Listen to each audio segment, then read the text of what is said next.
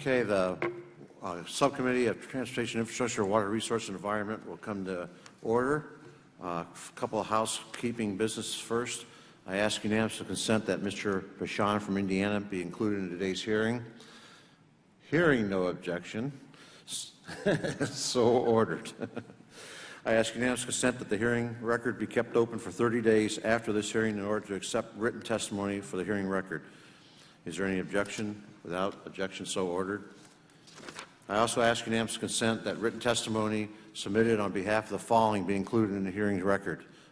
Jointly from Representative Shabbat and Fudge, jointly from Representative Latta and Walz, from Mayor of the City of Akron, Ohio, from the Environmental Protection Agency, jointly from the American Rivers Clean Water Action, NRDC, and the Southern Environmental Law Center. Is there objection? Without objection, so ordered. Today we have one panel. We'll welcome our witnesses in a few minutes, but I will open here with a statement.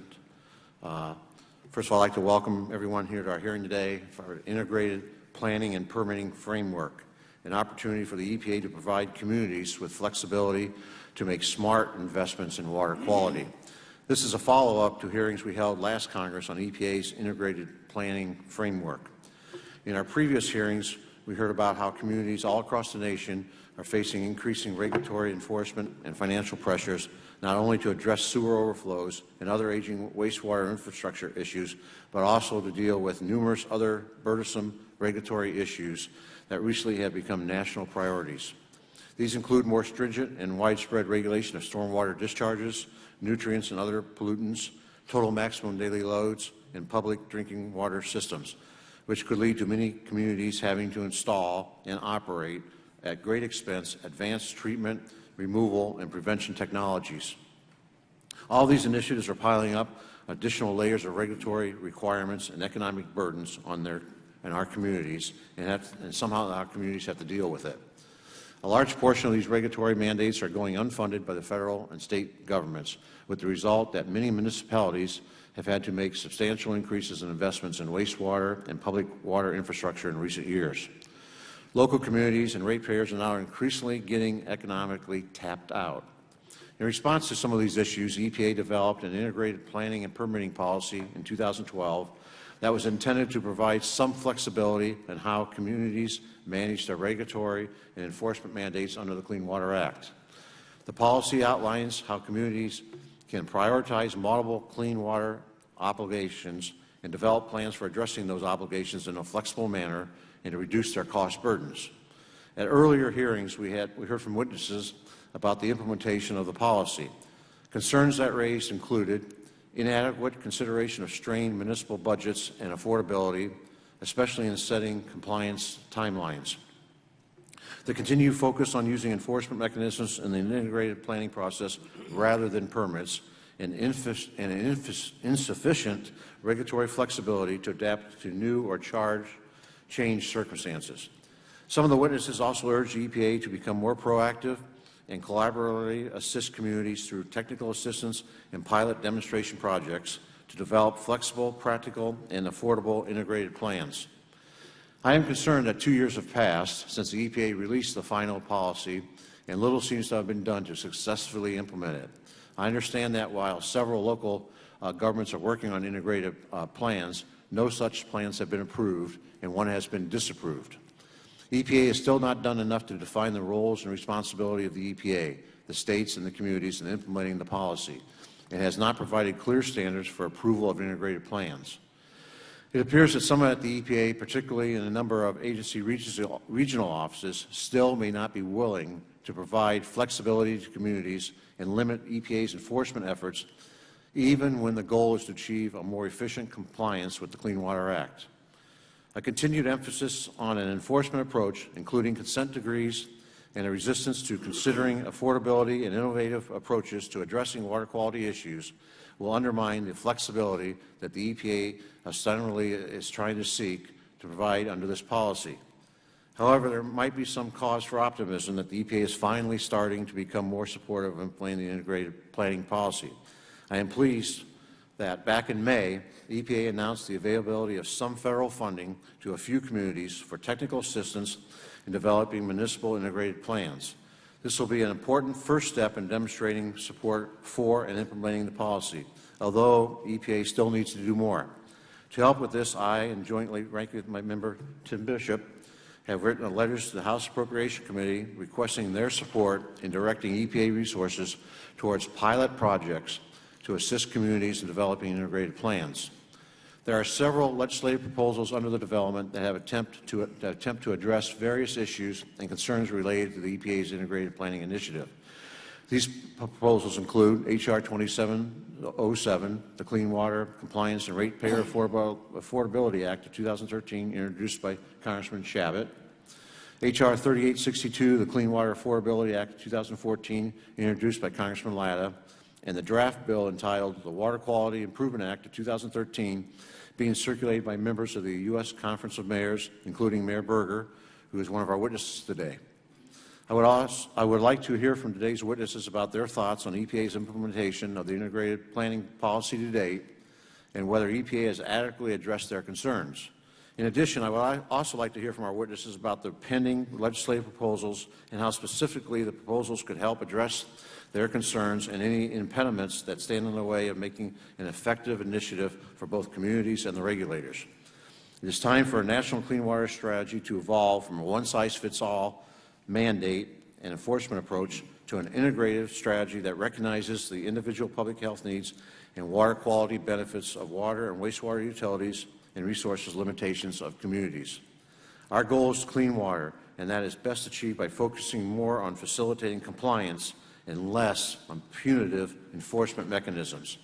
Hopefully, this initiative will truly give our communities the flexibility they need to prioritize their water quality requirements and address the huge unfunded costs associated with the growing number of mandates stemming from the EPA water rules and enforcement actions. Lastly, I should mention that we had invited the EPA to participate in this hearing in order to get the agency's perspectives on implementing the policy. Unfortunately, however, the EPA declined to participate due to what the agency said was other commitments. And now I yield to my ranking member, Mr. Bishop, for any remarks you may have. Thank you very much, Mr. Chairman, for holding this morning's hearing. In my view, today's hearing demonstrates the challenges and the frustrations of two intersecting trends in our efforts to improve the overall quality of the nation's waters. As I've noted in the past, there is significant evidence that in the last decade, this nation has stopped making significant progress in improving the overall quality of its waters. For example, if one reviews the last 3 state assessments of water quality, covering the years from 2008 through 2012, the results should be alarming. For rivers and streams, state assessments show a steady decline in water quality, from 50% of assessed rivers and streams not meeting their state water quality standards in 2008 to 52% of these waters not meeting state water quality standards today. Similarly, for lakes and reservoirs, the 2008 state assessments showed that 64% of these waters failed to meet state water quality standards. Today, 68% of assessed lakes and reservoirs fail to meet these standards. Finally, in 2008, state data shows that 45% of assessed coastal shoreline miles failed to meet state water quality standards. Today, a shocking 86% of assessed coastal shoreline miles fail to meet state standards. These trends are also reflected in the Environmental Protection Agency's recent Wadable Streams assessment. For example, in 2006, EPA noted that nationally 41.9% of the nation's wadable streams were given a poor rating for biological condition, while only 28.2% were given a good assessment. In 2013, EPA's follow-up report noted that 55.3% of the nation's wadable streams have a poor rating, but only 20.7% have a good rating. This information suggests that we are moving in the wrong direction in improving the quality of our nation's water resources. Yet the reality is that any significant additional improvements in water quality will be more complicated, more expensive, and more politically challenging. The second trend highlighted at this morning's hearing focuses back on the Congress and how the federal government has stopped making significant federal investments in improving our nation's water quality. For example, only 4 years ago, Congress appropriated over $6 billion to the Clean Water SRF to finance the costs of necessary wastewater infrastructure, $2.1 billion through the regular appropriations process, and an additional $4 billion through the Recovery Act. Since that time, annual appropriations for the Clean Water SRF have been declining, from an appropriation of $1.5 billion in fiscal 11 to a recommendation of $1 billion in the Chairman's mark of the Interior and Environment Appropriations Bill for fiscal year 2015. Not surprising, as federal investments in water quality improvements decrease, we hear more and more concern about the rise in unfunded federal mandates. To be clear, I do not share the view that the recent actions of EPA or the Corps are the result of overzealous federal agencies. In my view, these agencies are simply doing the job that we, the Congress, told them to do over 40 years ago, to, quote, restore and maintain the chemical, physical, and biological integrity of the nation's waters, close quote. EPA and the state regulatory agencies see the same trend lines in declining water quality that I mentioned earlier and are trying to do something about them. However, in carrying out the job we gave them, they are exposing the difficulties that I also mentioned earlier, that continued improvement in restoring and protecting water quality will be more complicated, more expensive, and more politically challenging. To our witnesses, let me clearly say that I'm sympathetic to all that the states and local communities are compelled to accomplish with limited funding. However, I'm not convinced that our constituents have thrown up the white flag on making further improvements to our nation's water quality. We should not be satisfied that, as some have suggested, our waters are as clean as they can ever be. We must continue to make progress in achieving the goals we established over 4 decades ago, and we, the Congress, must be willing to put resources on the table for states and localities to accomplish this task. Earlier this summer, the President signed into law the Water Resources Reform and Development Act, which includes the first reauthorization of the Clean Water State Revolving Fund ever.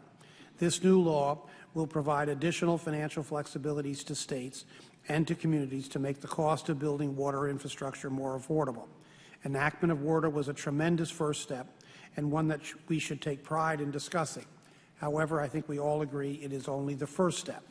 Now we must follow through on providing the federal resources necessary to partner with our states and our communities to get this job done. If we remain committed to the goals of fishable and swimmable waters, then we must be willing to commit to providing a portion of the funds to do so. Investing in our water infrastructure network, like so many of the things we do in this committee, is an investment in our nation's future. Let us not shortchange the public, environmental, and economic health of generations to come by failing to meet this commitment. I yield back the balance of my time. This time I want to yield to Mr. Pashan for a unanimous consent request. Thank you, Mr. Chairman. I'd ask unanimous consent to submit a letter from Lloyd Winnicky, Mayor of the City of Evansville, Indiana, to Chairman Gibbs and to Ranking Member Mr. Bishop. So ordered.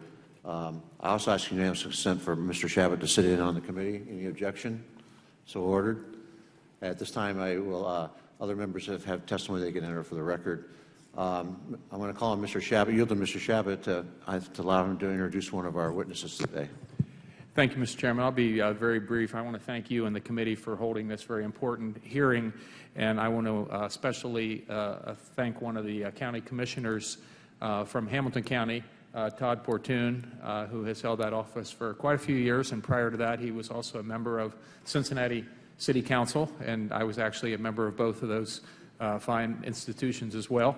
We're different parties, but this is an issue that we agree on, and that's that we ought to give local communities more flexibility so that they can meet the same high clean water standards that are required now, but do it at a more reasonable cost to the ratepayers and the taxpayers. So I want to commend him for his leadership in this area. He's worked with a whole coalition of other similarly situated elected officials across the country, and this is bipartisan legislation introduced by another Democratic member of Congress, Marcia Fudge from Cleveland, and she's also the head of the Congressional Black Caucus and also a different party than myself, but this is an issue that we agree on, And I want to thank Mr. Bortune for his leadership in this area and look forward to hearing his testimony today.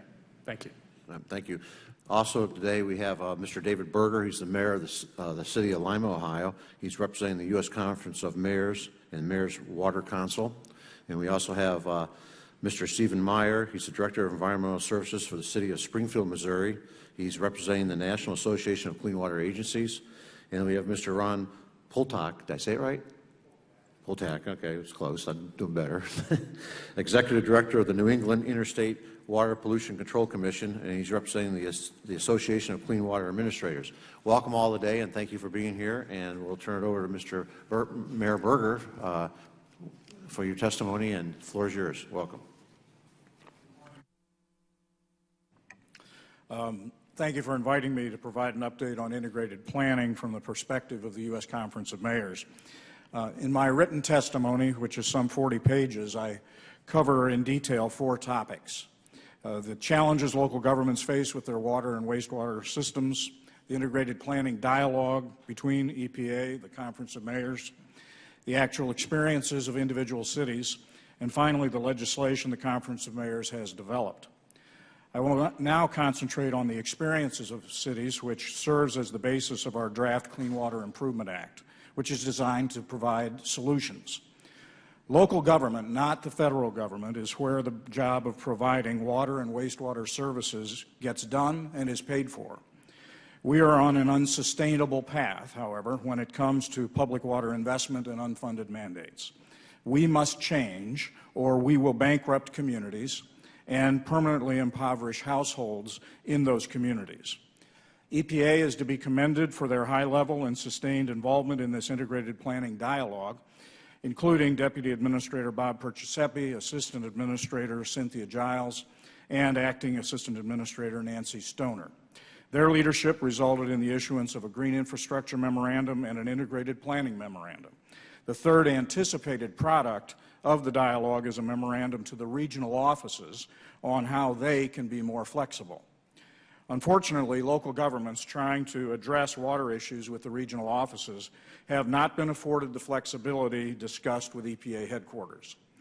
While EPA has told us that over a dozen local governments are working on integrated plans, no plan has been approved and one has been disapproved.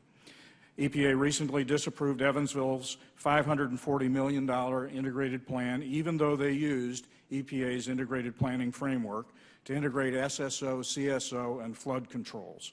Their plan uses an adaptive management approach, relies on green infrastructure, and recommends a 28-year implementation period to try to remain affordable. It appears EPA has rejected both Evansville's plan to use green infrastructure and the city's affordability analysis. Akron, Ohio's original plan was estimated to cost $865 million, and the city passed rate increases totaling over 150% to pay for the plan.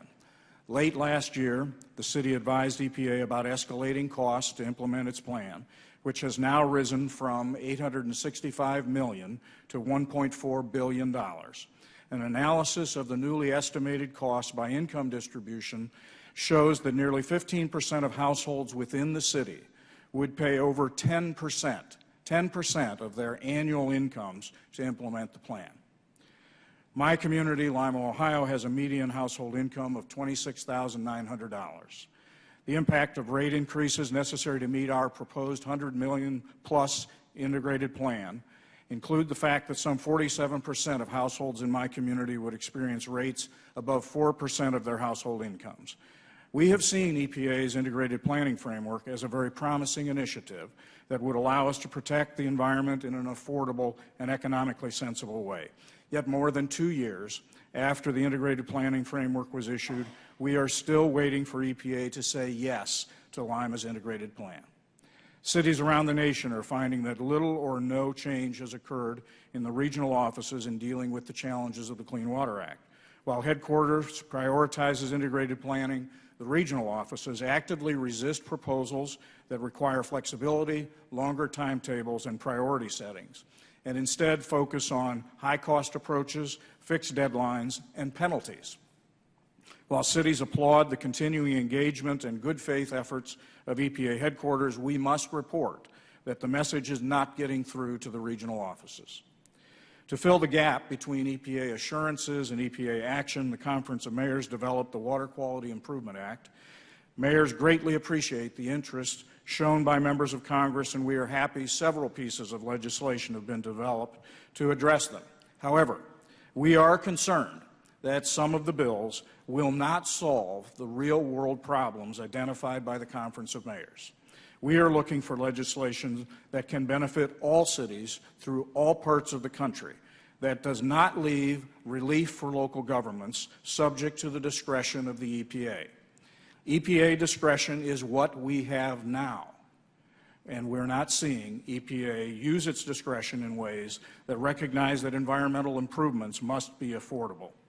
We need Congress to provide relief. We need Congress to provide oversight and to remember the EPA has its authority because of the way the Clean Water Act was written and enacted by the Congress. We need Congress to act. Thank you. Thank you. Mr. Portune, the floor is yours. Welcome. Mr. Chairman, Ranking Member Bishop, members of the subcommittee, thank you for this opportunity to be here today. As you heard from my good friend and congressman, and he is my congressman, the Honorable Steve Chabot. My name is Todd Portune. I serve as Commissioner for Hamilton County, Ohio, and I'm here testifying on behalf of the Perfect Storm Communities Coalition and my home community in favor of H.R. 2707, the Clean Water Compliance and Ratepayer Affordability Act. The coalition that I represent is made up of communities that are dealing with the perfect storm combinations of high unemployment, high home foreclosure rates, stagnant economic growth, and an exodus of business and industry, all while being mandated to meet expensive wet weather consent decrees and stormwater regulations. We very much appreciate the subcommittee holding this hearing and want to thank personally Representative Chabot and fellow Ohioan Representative Marcia Fudge for their leadership in introducing the bill and the bill's 13 bipartisan co-sponsors. Hamilton County and our coalition emphatically support H.R. 2707, the Clean Water Compliance and Ratepayer Affordability Act. And in answer to your question, Mr. Chairman, EPA's integrated planning policy framework and the agency's implementation of it is inadequate to meet the needs of local communities. It has been inadequate to address the concerns expressed by this community, and it has failed the American people who want clean water, but want clean water met in ways that are flexible, affordable, and reasonable, and the current approach is not. The bill, H.R. 2707, does not gut the Clean Water Act nor limit EPA's authorities, but on the contrary, it provides congressional authorization, direction, and guidance in implementing EPA's own integrated planning and permitting framework. H.R. 2707, however, will require the EPA to carry out a program to work cooperatively with up to 15 specifically identified showcase communities each year for 5 years to develop and implement integrated plans to meet their wastewater obligations under the Clean Water Act, and in doing so, to develop a credible body of data that EPA, the Department of Justice, and the Congress can rely upon with respect to a new approach, green infrastructure approaches to the obligations of the Clean Water Act that are more efficient, more effective, and more economical to local communities. By naming specific showcase communities, the EPA would offer a promising opportunity to provide transparency in how it is applying these flexible and new and cost-effective compliance technologies that are being optimized within the framework.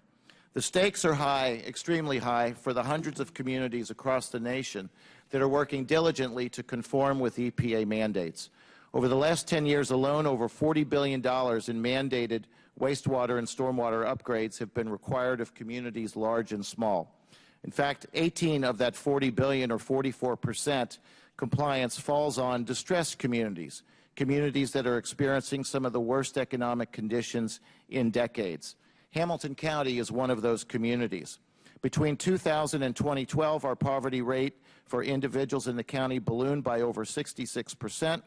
40% of county households have incomes of less than $35,000 per year, and 1 in 10 in 2012 had annual incomes of less than $10,000 per year.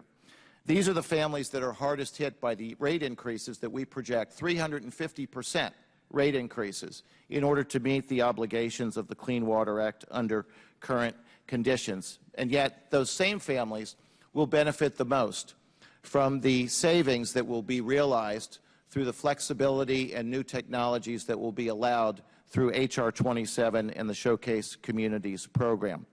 As matters stand today, a Greenbelt approach will result in a $500 million savings for Hamilton County alone, and with the adoption of 2707, that will translate into additional savings for our community and for our residents who are struggling to make ends meet and yet to also afford the rates that are increasing to meet Clean Water Act obligations.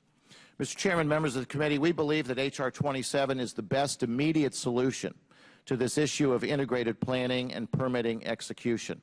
Other proposed legislative changes will require significant changes to the Clean Water Act or billions of dollars of additional appropriations, neither of which appear to be politically or legislatively feasible at this time.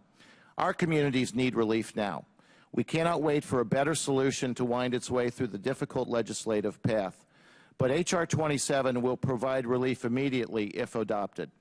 Hamilton County, Ohio, and the Perfect Storm Communities Coalition looks forward to continuing to work with you, Chairman Gibbs, Ranking Member Bishop, and members of this subcommittee, as well as working with the EPA in enacting and implementing H.R. 27. I thank you for this opportunity to provide testimony, and am ready, willing, and able to answer any questions you may have. Thank you. Thank you. Mr. Meyer, welcome. The floor is yours. Chairman Gibbs, Representative Bishop, and members of the subcommittee, thank you for the opportunity to appear before you. My name is Stephen Meyer. I'm the Director of Environmental Services for the City of Springfield, Missouri.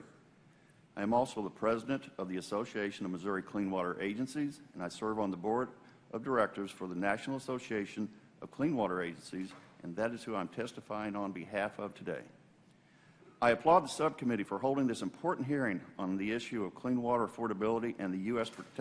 Environmental Protection Agency's integrated planning framework for municipal wastewater and stormwater requirements. I am also pleased to testify in support of H.R. 3862, the Clean Water Affordability Act of 2014. NACWA applauds Representative Bob Latta and Tim Waltz for leading the efforts in the House to raise awareness of these affordability concerns and to help craft practical solutions to address them.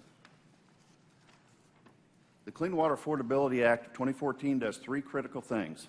One, it codifies EPA's integrated planning framework and incentivizes its adoption by extending NPDES permit terms for communities with an approved integrated plan. Two, help small rural communities more affordably finance their clean water obligations by ensuring at least 15% of the state revolving funds are set aside for them. Third, require EPA to revise and broaden its guidance for determining a community's financial capabilities to more accurately reflect a community's financial challenges. I urge every member of this subcommittee to co-sponsor this important legislation. I also thank you, Chairman Gibbs and Representative Bishop, for being part of a bipartisan group of members in the House and Senate who have requested $5 million for this upcoming fiscal year to support an integrated planning pilot program at EPA. And I am pleased that the House has included an appropriation in support of this request in its FY15 spending proposal. Like many others across the nation, the City of Springfield and Greene County region is addressing the challenges of increasingly stringent environmental regulations from every front. From stormwater to wastewater to air quality and drinking water, as regulations continue to evolve, our community is required to devote more money and resources to comply. Currently, the City of Springfield is operating under a 7-year, $50 million amended consent judgment to correct sanitary sewer overflows through investments in inflow and infiltration reduction in our collection systems. After the 7-year period concludes, we will anticipate having to move more investments at the treatment plant and collection system to completely eliminate overflows, which will likely cost hundreds of millions of dollars. We also have a stormwater-related TMDL developed for several of our river segments impaired by bacteria, metals, nutrients, and other pollutants that need to be addressed. While the City of Springfield is currently in attainment under the Clean Air Act. Forthcoming Clean Air Act related regulations will likely cause us to go out of attainment quickly. And finally, we have 2 closed landfills listed as Superfund sites requiring remediation under CERCLA.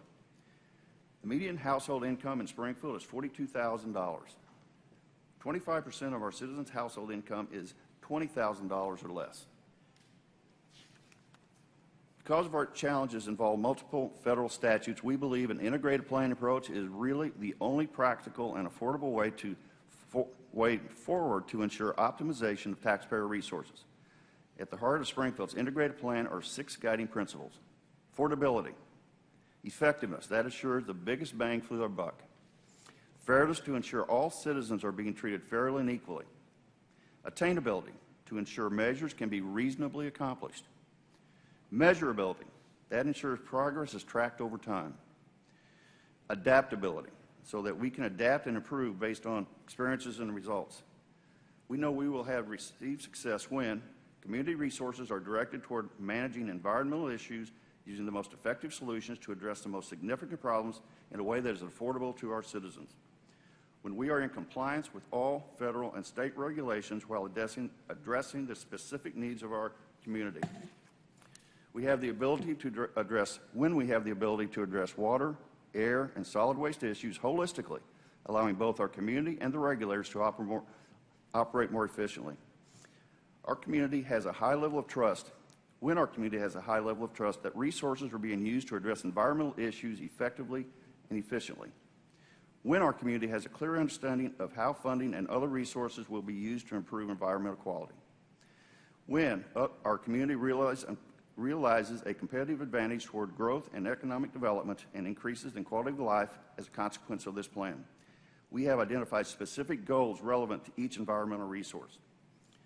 In conclusion, Springfield's integrated plan will offer a practical yet effective approach to addressing water, land, and air challenges. NACRA remains optimistic that with Congress's help, EPA can advance this framework to address our mutual concerns. I thank you for the opportunity to appear before you today, and I look forward to addressing any questions you may have of me. Thank you. Thank you, Mr. Poltak. Welcome. The floor is yours. Good morning. Thank you, Chairman Gibbs. Thank you, Mr. Bishop. My name is Ron Poltak. I am the Executive Director of the New England Interstate Water Pollution Control Commission. Been in that position for 32 years. Started my career with Senator Muskie, writing aspects of the Clean Water Act. Been around a long time, but I'm a young, energetic 66-year-old, so I'll try to be as quick as I possibly can be this morning. I am here representing ACWA, the Association of Clean Water Administrators. ACWA has been very active over the course of the inception of the concept of the integrated planning approach. We have been extremely supportive of EPA and the framework and been working earnestly to try and make it happen. Our members agree that when the integrated plan is designed and implemented properly, it will promote innovative solutions that deliver results. We have collaborated with EPA, we've collaborated with our partners here in D.C., and we have brought, as in my case in New England, 3 workshops where states, communities, municipalities of a larger proportion, meaning cities as well as towns, and in addition, the consultant private sector community together to talk about implementing the integrated planning approach, of which there is tremendous interest in respect thereto. Cities in each and every one of our New England states, as well as New York, are vitally interested in moving forward with this concept. During the workshops, what I wanted to share with you this morning is a range of implementation challenges were identified, including the potential increased burden on state resources, consistency in interpretation and application between EPA regional offices and EPA headquarters, the level of detail necessary for plan approval, and how best to handle financial capability issues. The workshops also exposed several statutory and regulatory challenges to implementation that must be overcome for this effort to move forward. Progress has been made, but there still is yet a lot to be done. It is clear that the integrated planning framework anticipates a prominent role for state permitting authorities, and we appreciate the agency's recognition of our role as co-regulators responsible for ensuring that the goals of the Clean Water Act are met. Yet the details of the role are still not clear. The framework makes clear that the state permitting authorities will need to approve the integrated plans developed by municipalities, but it does not provide details on how exactly states should perform this role. EPA has repeatedly stated that it intends to provide practical examples and guidance as it works through the first integrated planning efforts, but ACWA members are still waiting for these details to be fleshed out. The committee can assist the states by encouraging EPA to move more quickly, to develop case studies and practical examples of how integrated planning works, and by sustaining adequate federal funding to support these programs. In addition to the lack of clarity with regard to the responsibilities of state permitting authorities, ACWA members are concerned that while EPA anticipates states taking the primary role in reviewing and approving integrated plans, EPA's authority will linger over the process until the agency makes clear that it will support state decisions. State time and resources are at a premium, and states are concerned that they will invest time and resources in plan review and approval only to have EPA question that decision in the end. States are also concerned that EPA will object to a permit based on an integrated plan that was approved by a state. Finally, the states are concerned that after a plan is developed and implementation is underway, that EPA could come in and order more stringent or different controls or approaches to manage pollution. Certainly, this type of action by the agency would undermine the economic savings envisioned by integrated planning. The role of the states and EPA needs to be clearly defined so that the integrated approach agreed upon by the states and municipalities can be relied on by all stakeholders. We are very much engaged and intentioned to move forward with this process. ACWA encourages EPA to begin exploring the ways that the permits can legally and effectively incorporate integrated plan elements into each and every permit that is employed. The agency could begin developing a set of guidelines or a model permit where the agency is the Clean Water Act permitting authority. The process of developing a model permit would help identify any barriers to implementation and enable the agency and the regulated entities to test out solutions to overcoming the challenges that many of our municipalities as well as the states are faced with. A model permit or case study completed in a state where EPA is the permitting authority could tremendously help the process move along. We need a template, and we're finding that we don't have one. To conclude, I want to emphasize that ACWA's members are supportive of the integrated planning framework, and we appreciate EPA's efforts and receptivity to our comments and concerns. However, many of the concerns I have outlined here today will not be put to rest until there are more real-world case studies and guidance for the states to follow. We encourage EPA to quicken the pace of identifying and conducting case studies to test and evaluate the best way to move forward with developing and implementing integrated plans for all of the communities, for example, that I have in my district of authority who are anxious to move forward but are hesitating. Thank you. Thank you. I want to thank you all for coming in again and your dedication to enhancing and improving the environment, protect the environment, and also to protect your ratepayers, your customers. And I got to single out Mr. Berger. I just understand that your flight was canceled last night. You got in your car and drove in last night from Lima. That's a good 10-hour drive, so I can understand you might want to take a nap later. First of all, I want to start out kind of the theme here. You know, we're trying to figure out why the EPA came before this committee 2 years ago and put this forth. And it looks like there hasn't been the leadership from Washington, D.C. into the regional offices.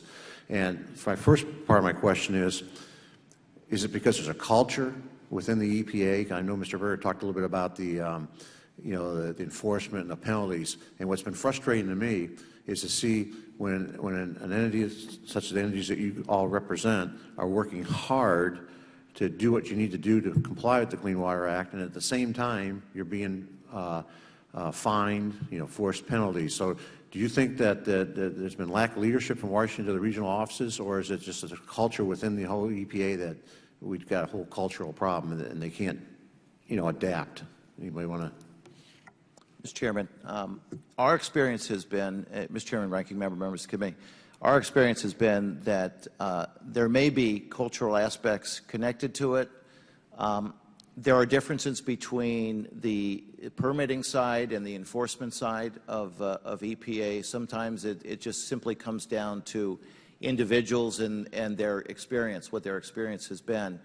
But the bottom line is that there is not consistency in terms of delivering the message that we're receiving out there in the field. So sometimes we're seeing differences between districts or regions, I should say, in the approach.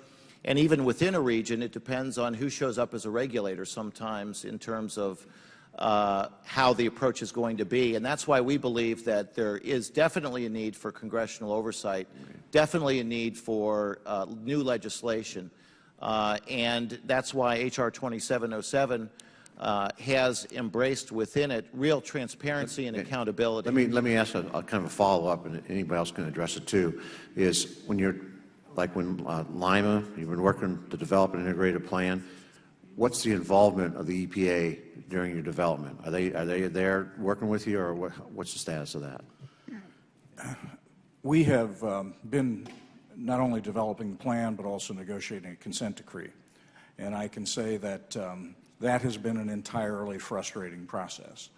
And the last time we were at the table in Chicago, folks from headquarters were in the room, and had they not been there, it would not have gone well. It was only the presence and the active engagement of folks from headquarters that actually moved the discussion. Otherwise, the discussion would have been over very quickly. So I would assert that you can use the term culture, but the fact is that the regional offices don't believe in integrated planning. They're actively resisting it, and headquarters has not had the ability to discipline those offices to make certain that things are happening. And I think that the issues of penalties that you raise are a very real part of not just culture, and it's policy. It's policy at DOJ and EPA to penalize cities and other POTWs as a way of enforcing, bludgeoning, getting people, and intimidating folks. It has nothing to do with the shared stewardship responsibility that cities, states, and the agencies have. And that policy needs to change. And I've had direct conversations with folks at the White House. They have said to me they agree, but nothing yet is happening. I mean, that policy of requiring penalties simply extracts money from local communities that have nothing. I mean, we have lots of things to do with those resources, and paying hundreds of thousands or millions of dollars in penalties that go into the U.S. Treasury affects nothing in terms of good public policy in my community or any other community around the country. Yeah. I also, Mr. Meyer's testimony, you talk about, I think it was a 4 or 5 point, 4 point, I guess, and examining community priorities, prioritizing those solutions, and then the financial capability. And I like that approach. And then it goes on here in your written testimony. You talk about, you know, we've got find the source of the pollutant. That's a major problem, and remediating that, and then move on to the next pollutant. And of course, part of this whole concept of integrating permitting is to give you that flexibility to address your needs, because the needs in Lima, Ohio are probably different than the needs in New York City or Dallas, Texas, or wherever. And then also, so it gives you that flexibility. So I think, you know, legislation is needed here because we're hearing this testimony. But I want to ask Mr. Meyer, when you lay out these phases and do this, what was the role, what are you hearing from the EPA when you're saying you got this plan, we're doing this, we're trying to work with the local community, and then we also take in the financial capabilities of the local community to support this? Start off with, we were taking a Missouri solution to clean water, find a pollutant, find the source, remediate the source. It's very simple, and it should be very effective. We then move on to the next pollutant. We have formed a Citizens Priorities Task Force, which is currently gathering, and they are helping us to determine what the community's priorities are. The first pollutant may be a water pollutant. The second pollutant may be an air pollutant. We want to be flexible enough that we can move around to different sources. EPA Region 7, Dr. Brooks and Director Pauly of the Missouri Department of Natural Resources, when we developed our proposal, we invited them in and explained what our proposal was. They seemed very supportive. We had a very good discussion. In Missouri, EPA Region 7 has delegated that responsibility for consent decree negotiations for Springfield to the Missouri Department of Natural Resources, as well as the integrated plan development. We have had Missouri Department of Natural Resources in all of our technical committees, as well as a technical resource to the Citizens Committee. They have been very active and very supportive. So far, we have presented to EPA twice to the senior staff. We have kept the headquarters as well as Region 7 up to date. Every time we have a movement forward, we update them. And so far, EPA Region 7 hasn't said stop. Yeah. Just a quick, I'm out of time, but just a quick follow-up. One of the things in integrated permitting is to get longer permit time extensions. I think it's currently 5 years, maybe 10 years or longer. Is it, when you've had any of your discussions with EPA on that, do you feel real pushback on that, or is that a non-issue on the permit extensions? Chairman Gibbs, if I may, Cincinnati, Hamilton County, we are in a consent decree. It's about $4 billion that local ratepayers are paying.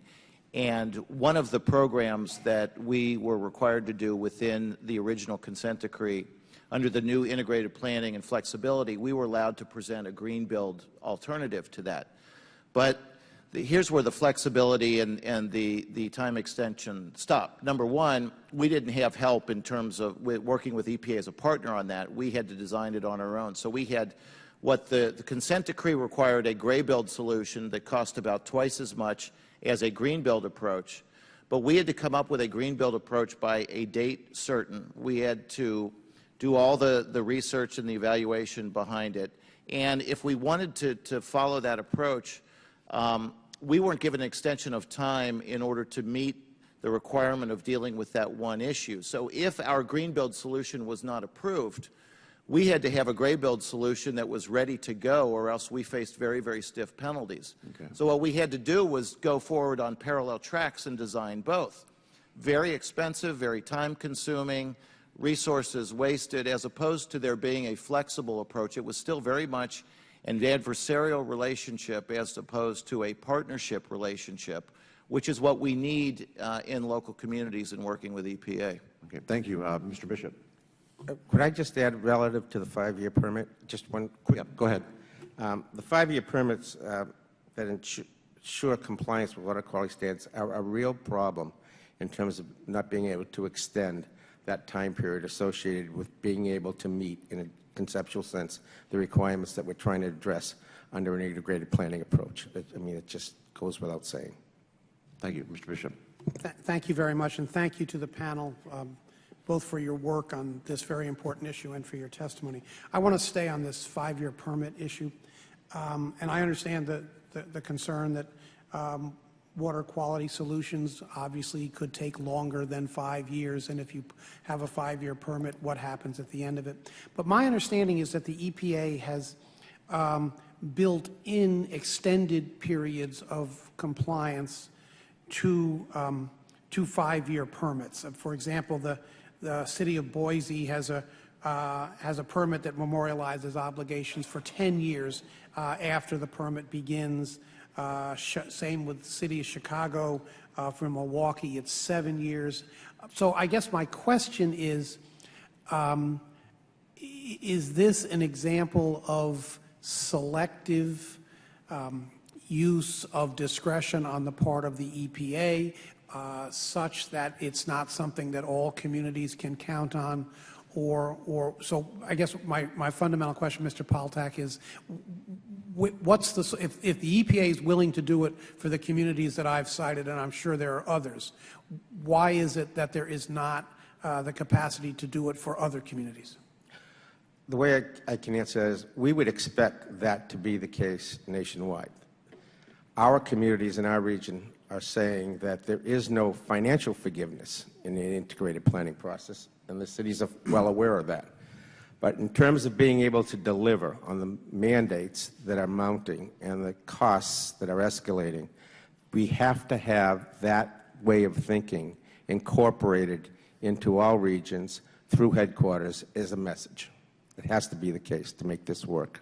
So I'm sorry, I want to just put this in my own words. So you're saying that the regional offices, let's say, that have jurisdiction over Boise, they're getting the message from headquarters, but the other regional offices are not? Is that basically what you're saying? I think what I'm simply saying is that what we're talking about here in terms of added flexibility and extended permit time limits has to become a national policy that's allowed to be negotiated. Anyone else want to comment on this particular issue? Mr. Berger? I do think it is based upon individual cities, individual relationships that get built between cities and certain administrators.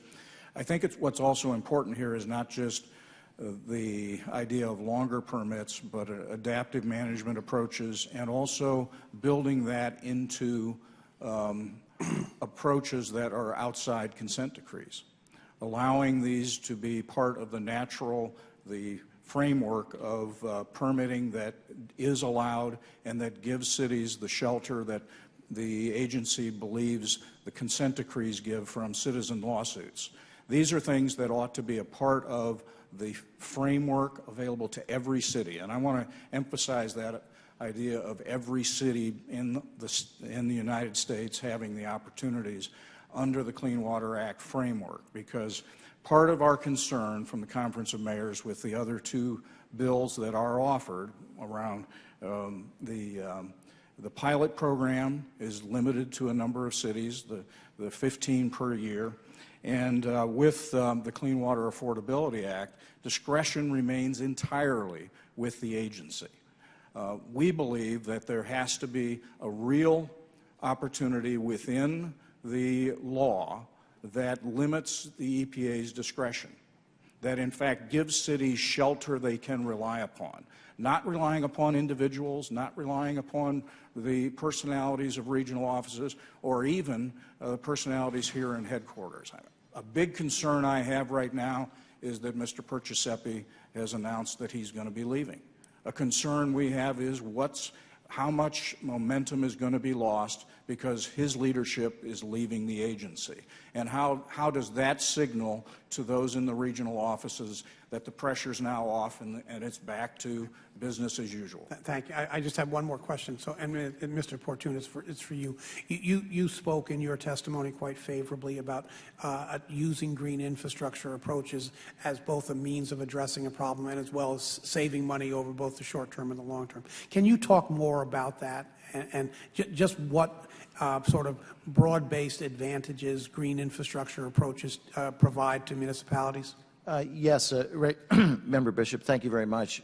Our experience is that green infrastructure, watershed management, daylighting streams, riparian issues, detention areas to keep rainwater out of sewers, things of that nature, give us an opportunity, number one, to transform neighborhoods, because the green solutions are also the kinds of things that people want in their communities. So not huge gray build, overbuilt type of things that dominate a neighborhood, but they lend themselves to community beautification and other quality of life issues that are very important. Second, the green build approaches tend to be less expensive, and yet they're more efficient and quicker to put into place. So the benefit that we see there, obviously, is we can get the job done quicker. We can also get the job done cheaper, which is important to our ratepayers. The one issue that I mentioned earlier with respect to the two approaches where we still had to meet the deadline, there was a savings of about $250 million. The gray build approach was almost twice as expensive as the green build approach. So therefore, having the flexibility to implement new technologies, new science, green build approaches, adaptive management, watershed management is very important to local communities for those reasons. I did want to say one other thing, Member and Chairman Gibbs, if I may, with respect to Mayor Berger's comment about H.R. 2707. The 15 showcase communities is not a limitation in terms of flexibility or the full implementation of an integrated planning process. We embrace that fully for all cities. That flexibility has to be built in for all cities, and what that bill does is it requires reporting, accountability, transparency with respect to all that, and congressional oversight so that we have EPA consistently implementing its policy completely. The 15 communities is to build a partnership relationship that becomes cultural within the agency, and to build the data so that the EPA becomes much more comfortable with green build approaches than they are today. Thank you very much. I'm way over my time, Mr. Chairman. Thank you for your indulgence. No problem. Mr. Crawford. Thank you, Mr. Chairman.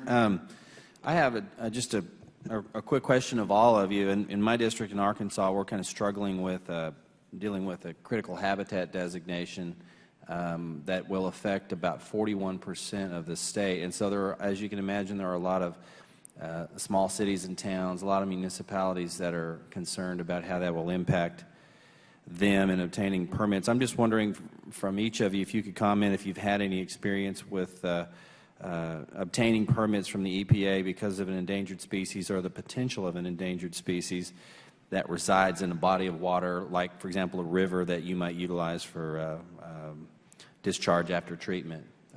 Any comments on that? We'll start with Mr. Berger.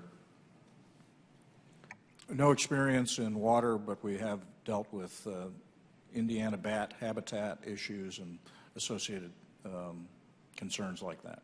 Okay, thank you. I wish I could help you, but no direct experience with that, Congressman, in Cincinnati-Hamilton County with what we're doing at this point. Okay. Congressman, since we're neighbors, we have similar problems. Our DNR is trying to implement ammonia to protect mussels. Missouri is unfortunately mussel rich, and we have plenty of them.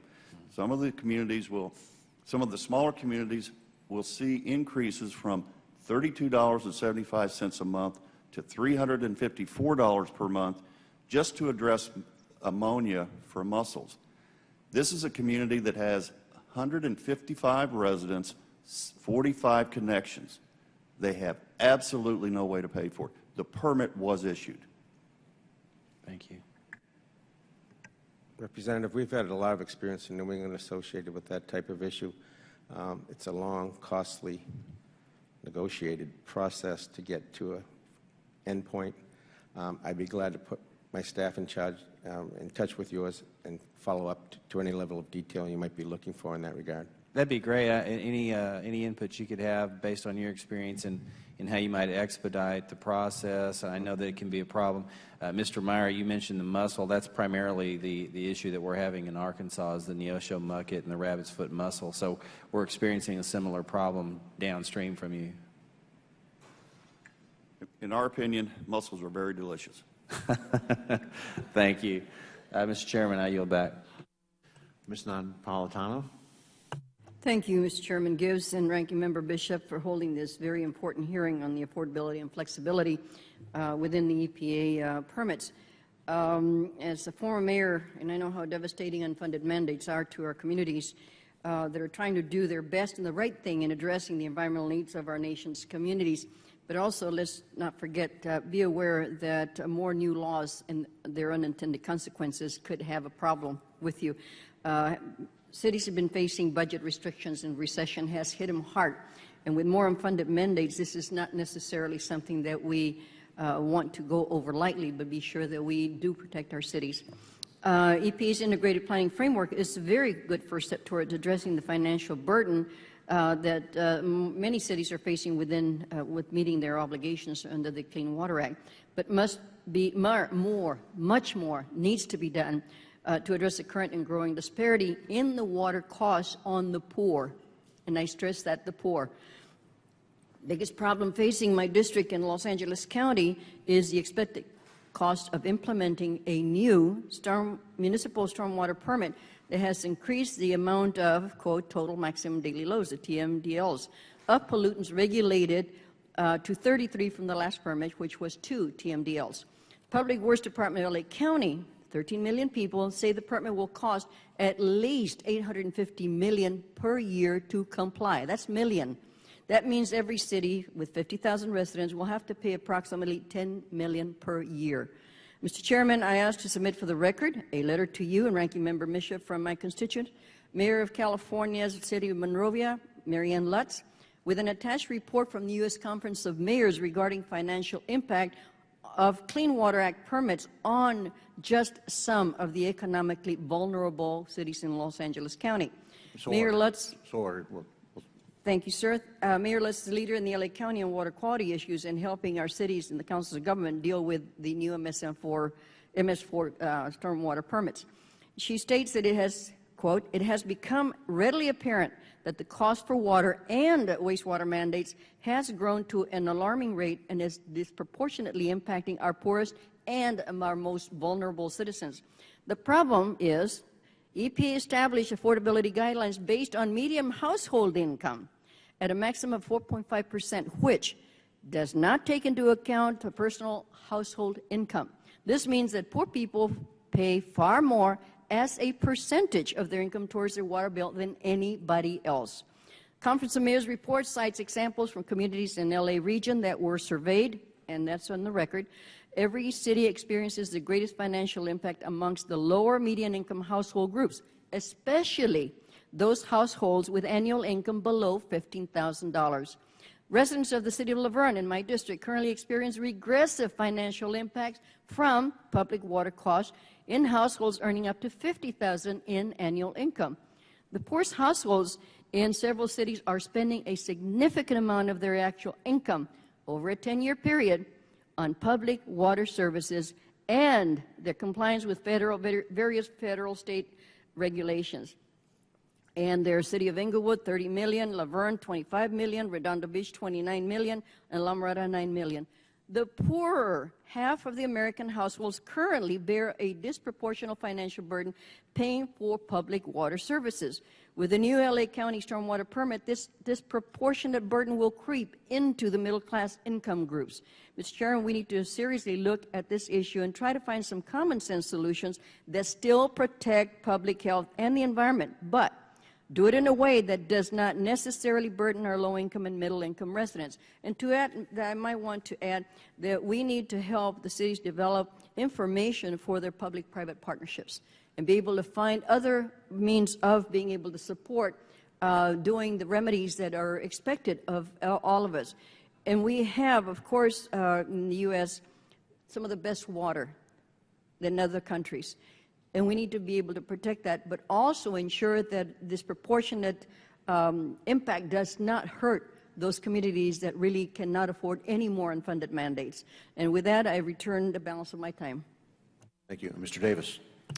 Thank you, Mr. Chairman. And I'm glad my colleague from California talked about the affordability issue, and that's frankly why we're here. I know it was addressed a little earlier before about the disconnect between what happens here in Washington versus what happens on the ground in the regional offices that regulate states like mine. As a matter of fact, just a few weeks ago in this hearing room, a deputy administrator from the EPA told me he was at a loss when I brought up the fact that they were regulating above-ground septic system discharge units in Illinois when we were talking about the new proposed rule under the Clean Water Act. So it doesn't surprise me when we hear examples that Mr. Meyer talked about of a community that's going to face a burden of upwards from $30 a month to $300 a month just to get water due to the impacts of regulations out here in Washington.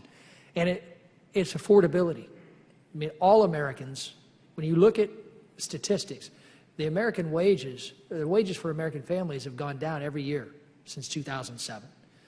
American families are not living in a healthy economy right now, and they're having to do more with less. And it seems as though, while we're asking American families to do more with less, that agencies like the EPA are asking cities to provide more, regardless of the cost. Now, this affordability issue has got to be addressed because, in the end, the burden falls on the taxpayers, falls on the hardworking families in this country.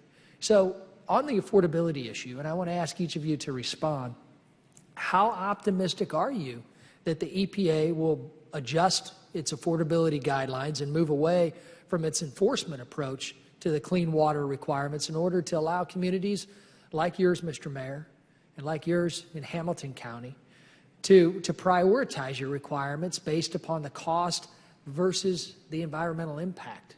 And what suggestions do you have to us as a legislative body to make some positive changes in this arena. I have a couple things to say in that regard. The first would be that we applaud the current discussion. We want to see integrated planning go forward. But in addition, Congress needs to change the Clean Water Act, because the language of the Act has enabled this set of regulatory actions to be fostered in a thoroughly unlimited way. And so, for example, there is language in the Act that says there will be no sanitary sewer overflows. It is absolute, regardless of what the environmental impact is. And I have sanitary sewer overflows in my community. Most communities do. No demonstrable public health or environmental impact from spending millions of dollars to eliminate those SSOs. But the agency has no discretion because of the way the Act is written. Furthermore, there is in the law what are called use-attainability analyses. And it is the fact that the law requires that the agency is to determine that certain uses can in fact be obtained. But the agency minimizes that, discourages states from using it. The law needs to be changed to make certain that that provision of the Clean Water Act in fact undergirds all the regulatory decisions that are being made, so that we're not spending money on stream. I have an intermittent stream. That term means it dries up in the summer. So when we start looking at all of the range of potential wildlife in the stream, it may not make it, ever, just because it all dries up in the summer. Those kinds of language changes within the law are necessary. So we must have integrated planning. It must work. The regional offices must get the message. But we have to have changes to the Clean Water Act. Thank you. Mr. Portun? Congressman, thank you for asking the question, and also Congresswoman Napolitano for raising the issue of affordability, both of you, and bringing our attention around to that. It's critically important. First, in direct answer to your question, we do not believe anything short of an act of Congress is going to compel the EPA to effectively and responsibly address the issue of affordability in a way that provides real relief to those who need it. There is no sense of proportionality or balance with EPA on this issue at all. My general fund budget for everything we do as a county, sheriff, corrections, the courts, coroner, auditor, treasurer, general government services is $210 million a year. I have to raise in excess of $220 million a year new on top of that just to meet our consent decree obligations under the Clean Water Act. And when we raise those issues, the reaction that we get typically is well, it's the law. You have to do what the law requires. So there's no sense of proportionality in terms of prioritization of what's more important or things of that nature. We need Congress to act. Now, I applaud what the Conference of Mayors is doing and others that want to change provisions in the Clean Water Act. Those things will provide immediate relief. We have avoided proposing that in H.R. 2707 because we thought that would, frankly, result in a long, elongated, contentious legislative process that might not get anything done, and we need help now. We need relief now. So what H.R. 2707 does is, one, it codifies this entire process of integrated planning, flexible approaches, adaptive management practices, and compels annual reporting on that and compliance with that and consistency among the regions and within the regions on that. That will be of direct help. And second, the Showcase Communities program will develop a body of data that all communities can benefit from with respect to an entire new way of addressing these issues that save dollars. The poorest in my community Our poverty-stricken families, households have gone up by 60% in the last 10 years. I've got over 50% of children living in poverty in my community. But those are the very families that will benefit from the $500 million to $1 billion in savings that we will realize from a mandated flexible approach that allows us to prioritize and use new processes, new approaches that will save money. To us, a dollar saved is just as important as a dollar given. And being able to save money is critically important, and we need that help now. Thank you. If the chairman would allow him to answer any. Go ahead. I agree that Congress needs to act. We would like to see that this committee to co-sponsor H.R. 3862. We believe that does bring some responsibility to EPA. We also have ephemeral streams. They only flow 3 to 4 days after it rains, yet they are classified and must be fishable, swimmable. Can you imagine somebody fishing in a gravel bed? And that's what it would amount to. They only flow when it rains. And there are a number of cities that have the experience that I just mentioned to you. There are smaller communities. We see absolutely no way that they can afford these permits, and it has been issued. In fact, the only way that we can see this village can meet their regulations is to close their treatment systems and use the facilities in Unionville 30 miles away. Thank you. Thank you. Go ahead. Go ahead. I'll be quick. When I go around and talk to young college students and I talk to young adults associated with the history in our nation of clean water, I always emphasize that the Clean Water Act is probably one, if not the most successful statute we've had in place over time to deal with clean water issues. That's, in fact, the case. I just give you Boston Harbor as an example. I use a picture of my son, who's now 32 years old, standing in Boston Harbor when we couldn't get on a boat when he was 3 years old because it was too contaminated to spend a day out in the harbor, and now he's fishing for stripers off the shore in his professional working career when he has time off. I hate to elaborate, but my point is that the EPA has also done a wonderful job over the years. I don't tend to bash them. Without the EPA, we'd be nowhere. Respectful of the success stories that we can share here today. I want to plea to you all associated therewith that the mandates we're talking about, the elimination of nutrients, phosphorus, the like in our water bodies, which is existent throughout New England as a matter of course, in a matter of instance. The non-point source program is voluntary. We cannot continue to ratchet down on treatment facilities and utilities to get the job done when we're trying to at this point, well, we just can't go much further with that. With that said, my point is that we need help out of Congress. The age-old way of funding water may not be the way of the future. We can't sustain our needs and the obligation that the federal government has to make, which has assured success in the past, without a recommitment and a reinvigorating new concept, idea, commitment, whatever it takes. The fact of the matter is that the greater good is served by further federal dollars associated with the point of clean water, and without it we can't get the job done. It becomes unaffordable, and the level of commitment and burden that is placed on our citizens is intolerable. So, I mean, that's where I'm coming from. Thank you. Ms. Etten? Oh, she left. We lost her, huh? Okay. Davis's filibuster. Because Davis filibuster. Mr. Mullen. Well, I'll leave it to Rodney to do that. I appreciate it because it sped me up. I thank you for that. Panel, thank you for being here. I tell you, is it Berger? Is that right, Mr. Berger?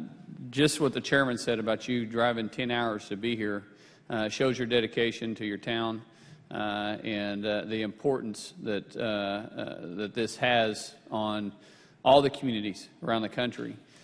This is also something I've dealt with. See, I've been in this business for over 17 years, not politics, but this right here. I'm actually a licensed operator. I operate plants. I've operated plants. And I saw a great shift over the last 7 years where DEQ used to regulate me. and that's where I still receive my licensing from, and I'm sure that's still where you receive your license from, but yet they have zero impact anymore because it's the EPA now that is calling all the shots. My question to the panel, and I'll let you kind of elaborate on this, is where does the role play now with DEQ? I mean, I used to complain about DEQ all the time. It was ODEQ, Oklahoma Department of Environmental Quality, and I've worked in many year-old states with a company we own that's called Mullen Environmental, and we process waste and water. And the compliancy now that the EPA is putting out there, you can't comply with it, not with the technology that's here, not on the backs of these small communities, yet DEQ had some common sense to them because they lived, worked, and breathed in the same communities. Now that the EPA is coming there, and I've heard this over and over again from the panel, there's no common sense. There's no justification or rhyme or reason, but yet you're having to pay for it. Mr. Meyer, I heard you say that one community, which I represent a very rural community, or all of actually rural communities in Oklahoma on the eastern side. One community, their water bill is going to go from $30 to $300 to comply with the new mandates. Did I hear that right? Go for the record, so the mic. Because of the EPA requirements. Now, has anybody got sick in that community? Has DEQ failed to do their job? No, sir. Nobody has gotten sick. We see very little impact on the human health due to SSOs. We need to stop them, but let's do it in an affordable manner. But isn't the EPA's role here is to protect the health and safety of others when it comes to pollution and clean water, what we're drinking, right? That's correct. Wasn't that the same role that DEQ was playing inside the state? We have found that our DNR, and it feels great to be here today. I've got Illinois, I've got Oklahoma, I've got Arkansas. Well, Oklahoma's better. We all know that. I mean, come on. But I mean, look at us. You know which one looks better. So. But our Department of Natural Resources is centered in Jefferson City. They have delegated the work with us to the region, which is in Springfield, Missouri.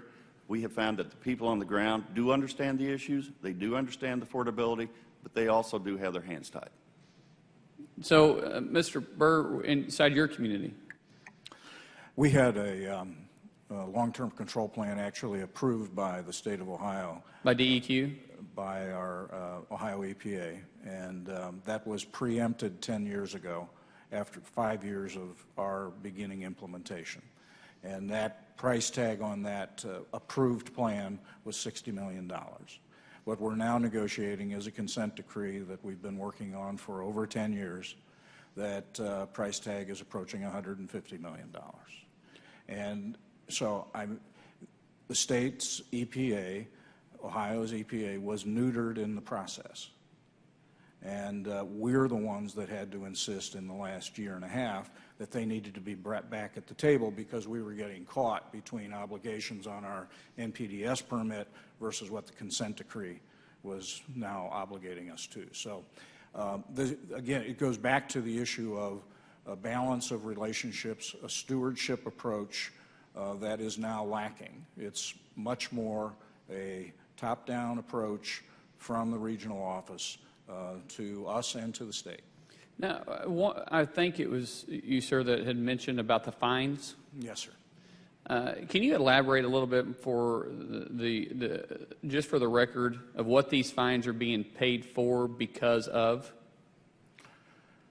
My understanding is that the fines are a part of a consent decree process, which is in itself necessary because of our violations of the Clean Water Act. So, but you haven't had any violations with your state agencies. These are all the from Washington, D.C. They're the ones that are giving you the fines, right? Correct. And how much have you spent in your community? We have, in terms of the, we have spent, we're now in the process of spending another $25 million. We had spent $10 million up to that point. And just fines? Not in fines, no. Okay. In and trying to comply? The fines we have not yet paid, and I'm unwilling to pay them.